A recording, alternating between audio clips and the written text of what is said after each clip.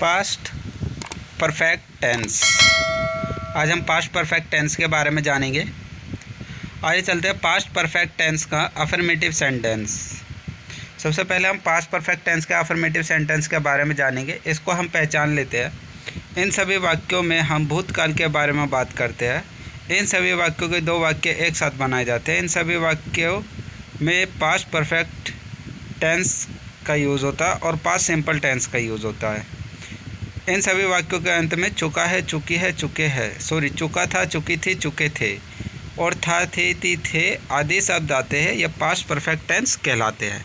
इन सभी को हम पास्ट परफेक्ट टेंस कहते हैं।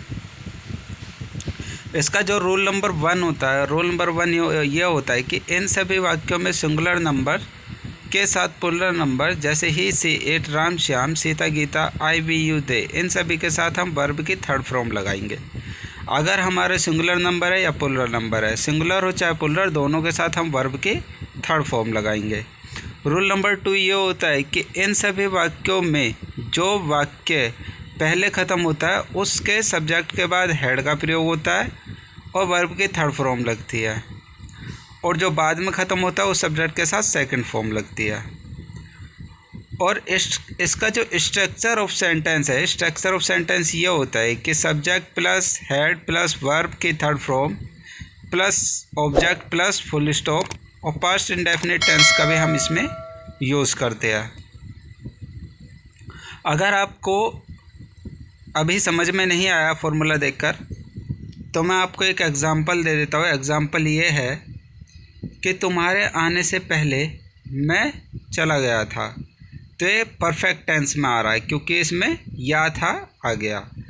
तो I had gone before you come, I had gone before you come, तो हमारे आने से पहले वे लोग चले गए थे, तो they had gone before you come, they had gone before you come. इस तरीके से हम इन सेंटेंस को क्रिएट करते हैं, इस तरीके से हम सेंटेंस को बनाते हैं। तो आप भी ध्यान दीजिएगा कि इसी तरीके से आपको सेंटेंस को बोलना है और बनाना है, ठीक है। और हेड का ज़रूर उपयोग करना है। अब हम आते हैं प्रेजेंट परफेक्ट टेंस का जो नेगेटिव सेंटेंस होता है उसके ऊपर। पास्ट परफेक्ट टेंस का negative sentence. Past perfect tense का जो नेगेटिव सेंटेंस है पहले हम पहचान लेते हैं। इन सभी वाक्यों के बीच में नहीं शब्द आ जाता है और इन सभी वाक्यों में हम भूतकाल के बारे में बात करते हैं। इन सभी वाक्यों में दो वाक्य एक साथ में बनाए जाते हैं। इन वाक्यों पहले बनाया जाता है, एक वाक्य पहले जब बनाया जाता है जिसे हम पास्ट परफेक्ट टेंस कहते हैं और दूसरा वाक्य पास्ट सिंपल टेंस में बनाया जाता है। इन सभी वाक्यों के बाद में चुका था, चुकी थी, चुके थे ये सभी आते हैं, आदि शब्द आते हैं। इन सभी को हम पास्ट परफेक्ट टेंस का नेगेटिव सेंटेंस कहते हैं क्योंकि इन सभी वाक्यों में नहीं आ जाता है, इसलिए हम इन सभी वाक्यों को पास्ट परफेक्ट टेंस का नेगेटिव सेंटेंस कहते हैं। तो इस तरीके से हम इस सेंटेंस को पहचानते हैं। पहचानने के बाद आइए अब हम चलते हैं रूल नंबर 1 की तरफ।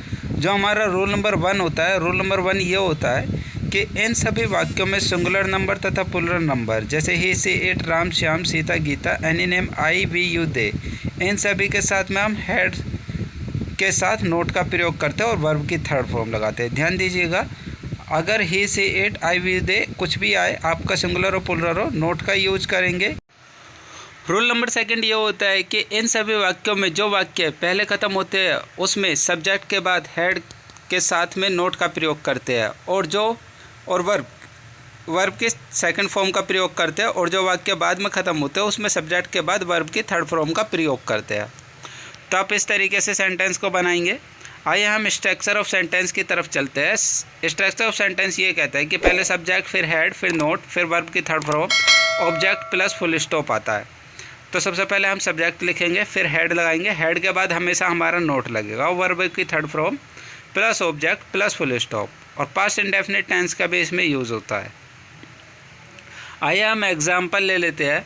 तुम्हारे आने से पहले मैं नहीं गया था, तो अब मैंने क्या कहा, तुम्हारे आने से पहले मैं नहीं गया था, तो इसमें था, थे, थी आ गया, ना, नहीं भी आ गया।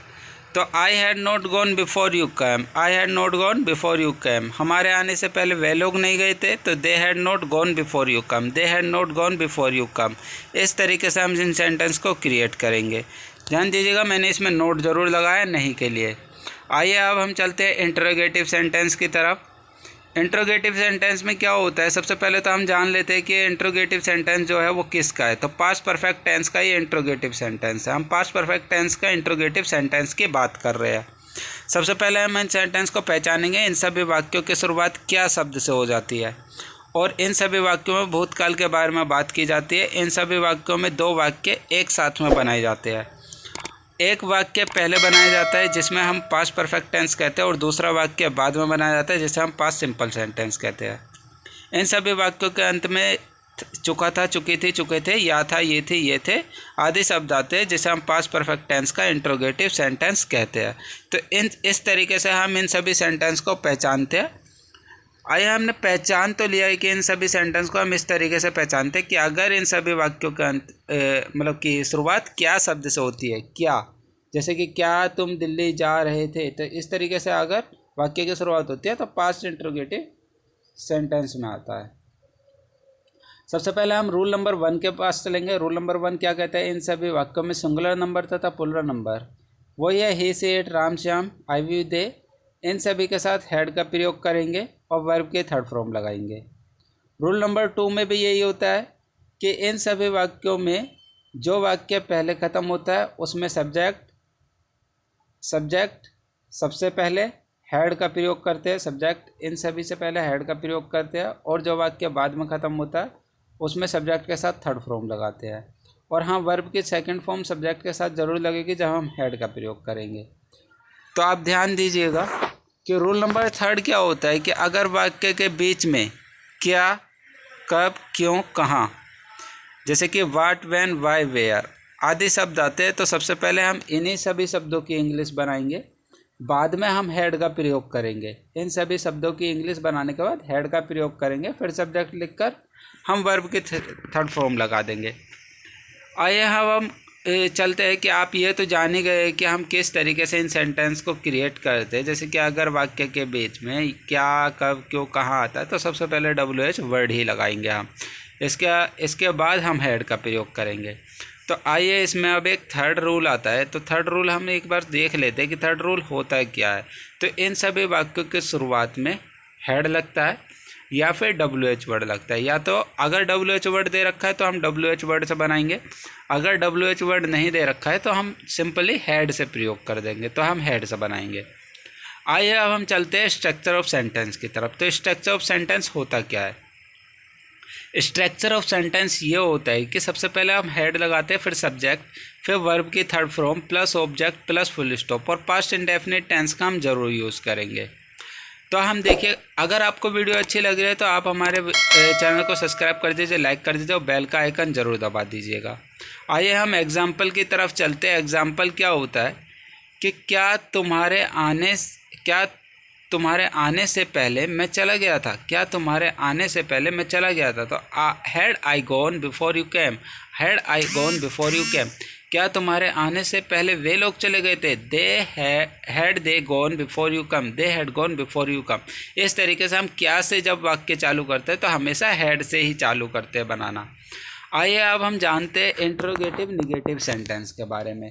हम इंट्रोगेटिव निगेटिव सेंटेंस तो हम पता है कि क्या से चालू कर रहे हैं और नहीं आ रहा है तो इंट्रोगेटिव निगेटिव सेंटेंस हो गया, लेकिन है किसका?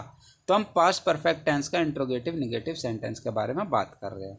सबसे पहले हम इसको पहचानेंगे। पहचान में वही होता है इन सभी वाक्यों की शुरुआत क्या शब्द से होती है, लेकिन क्या शब्द से होने के साथ साथ इन सभी वाक्यों में नहीं शब्द का भी प्रयोग हो जाता है।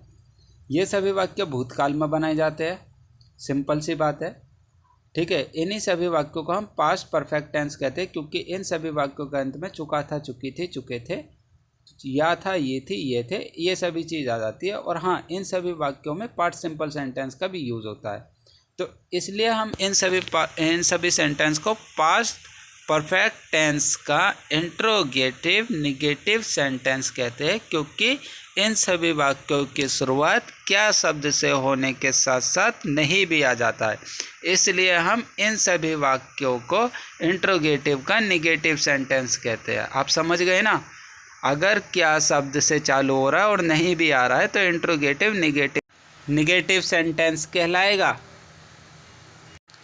आइए अब हम चलते हैं रूल नंबर 1 की तरफ। रूल नंबर 1 हमारे ये होता है, इन सभी वाक्यों में सिंगुलर नंबर तथा plural number he she it Ram Shyam Sita Gita, ये सभी नियम आते हैं। तो हम सबसे पहले हेड लगाते हैं, फिर वर्ब की थर्ड फॉर्म लगती है।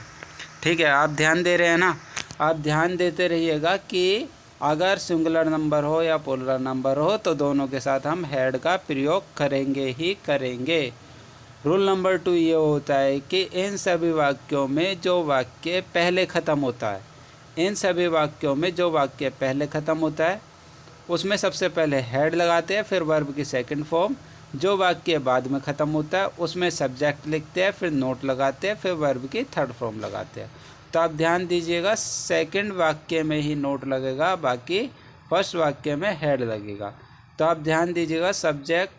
अब सबसे पहले हम क्या करते हैं कि स्ट्रक्चर ऑफ सेंटेंस जो होता है, स्ट्रक्चर ऑफ सेंटेंस के बारे में अगर मैं बताऊं तो सबसे पहले हेड आएगा, फिर सब्जेक्ट, फिर नोट, फिर वर्ब की third form object plus full stop लगाकर, और पास्ट इंडेफिनिट टेंस का भी हम यूज़ इसमें कर लेते हैं अगर वाक्य 2 बनाए जा रहे हैं तो एक साथ। मैं आपको एक एग्जांपल दे देता हूँ।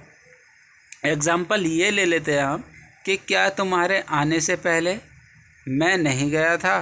तो इसमें मैं क्वेश्चन भी कर रहा हूँ और निगेटिव में, जब मैं क्वेश्चन कर रहा हूँ तो निगेटिव में कर रहा हूँ। क्या तुम्हारे आने से पहले मैं नहीं गया था, तो had I gone before you came, had I gone before you came. इस तरीके से क्या तुम्हारे आने से पहले वे लोग नहीं गए थे, तो मैं क्वेश्चन भी कर रहा हूँ, had they gone before you came, had they gone before you. धन्यवाद दोस्तों, आपने हमारे वीडियो को पूरा देखा। अगर आपको हमारी वीडियो अच्छी लगी तो लाइक करना, सब्सक्राइब करना और ज़्यादा से ज़्यादा शेयर करना, ताकि आने वाली वीडियो और भी बेस्ट हो सके और आप अच्छी तरीके से अच्छी मीनिंग और अच्छे से अच्छी कन्वर्सेशन करना सीख सके और इंग्लिश बनाना सीख सके। धन्यवाद, आपका बहुत बहुत दिल से धन्यवाद है चाणक्य कोचिंग क्लासेस में। Thank you so much.